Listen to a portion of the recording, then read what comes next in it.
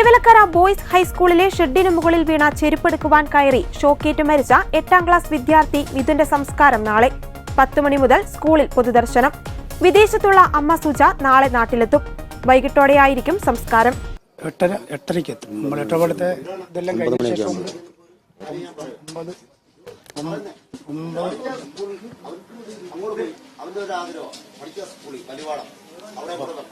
9 സ്കൂളിൽ നമ്മൾ ദർശനത്തിന് ശേഷം ഇവിടെ കൊണ്ടുപോയി ദർശനം ഇവിടെ കൊണ്ട് ഒരു 12 കൂടി എന്തായാലും ഇവിടെ വീട്ടിലെത്തിക്കും. അത്രേ ഉള്ളൂ. സംഭവത്തിൽ പ്രതിഷേധിച്ച് സ്കൂളിലേക്ക് KSU, BJP, RYF തുടങ്ങിയ സംഘടനകൾ നടത്തിയ മാർച്ചിൽ സംഘർഷമുണ്ടായി. പ്രവർത്തകർ ബാരിക്കേഡിന് മുകളിൽ കയറി പ്രതിഷേധിച്ചു. സ്ഥലത്ത് വലിയ പോലീസ് സന്നാഹമാണുള്ളത്.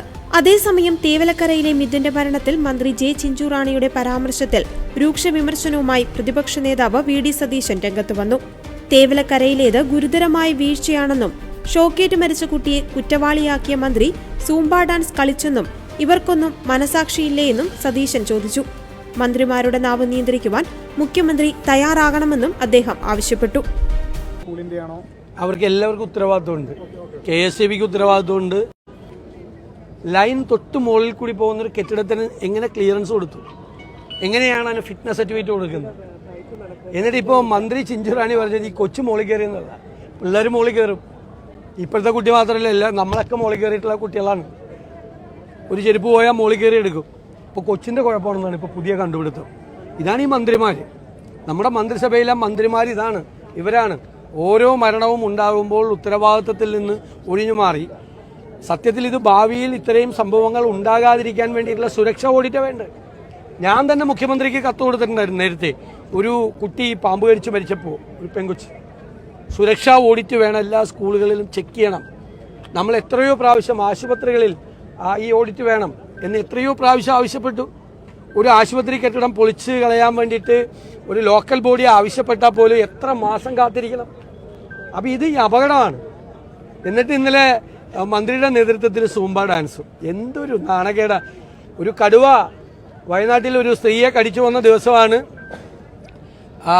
വനം വകുപ്പ് മന്ത്രി പോയിട്ട് കോഴിക്കോട് അവിടെ ഫാഷൻ ഷോയിൽ പോയിട്ട് പാട്ടുപാടുകയും നൃത്തം ചെയ്യുകയും ചെയ്തു.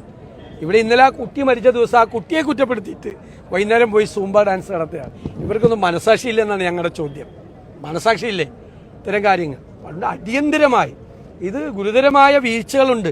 കാരണം ഇതിനു മുൻപും ചൂണ്ടിക്കാട്ടിയിട്ടുള്ളതാണ്. ഇതൊരു ആദ്യത്തെ സംഭവമല്ല.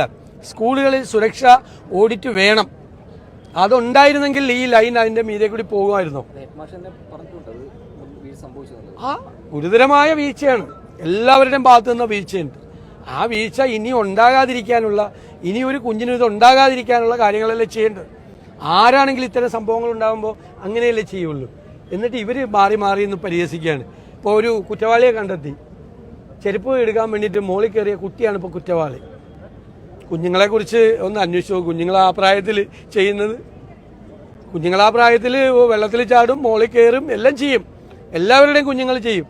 കുട്ടികൾ ആ പ്രായത്തിൽ അങ്ങനെ ചെയ്യും. അതാണോ കുറ്റവാളി? അതാണോ കണ്ടുപിടുത്തം? ഇത് വലിയ കഷ്ടമാണ്. ഈ മുഖ്യമന്ത്രിയോട് എനിക്ക് പറയാനുള്ളത്, ഈ മന്ത്രിമാരെ ഒന്ന് നിയന്ത്രിക്കണം.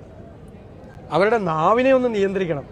മനുഷ്യനെ പ്രയാസപ്പെടുത്തുന്ന രീതിയിൽ സംസാരിക്കാൻ അവരെ അനുവദിക്കരുത്.